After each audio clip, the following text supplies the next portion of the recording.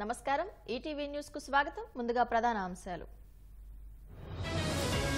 coaching centre ఘటనలో మరో 5గురు arrest ఢిల్లీలో అక్రమ కట్టడాలపై బుల్డోజర్లు ప్రభుత్వ చక్రవ్యూహాన్ని ఛేదిస్తామన్న రాహుల్ ఎంఎస్పీకి చట్టబద్ధత కులగణనకు హామీ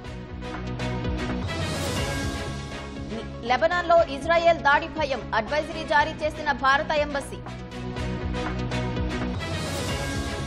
వివాదాలు భారత్ చైనా పరిష్కరించుకోగలవు మూడో దేశం జోక్యం అవసరం లేదన్న జయశంకర్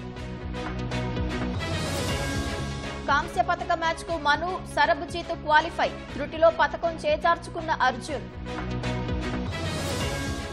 క్వార్టర్స్ కు చేరిన సాత్విక్ చిరాగ్ శెట్టి రెండో మ్యాచ్ లో లక్ష్య సేన్ విజయం చైనా ఉత్తర కొరియాలో వరద బీభత్సం పదుల సంఖ్యలో మృతి రష్యాలో ట్రక్కును ఢీకొన్న రైలు 140 మందికి పైగా గాయాలు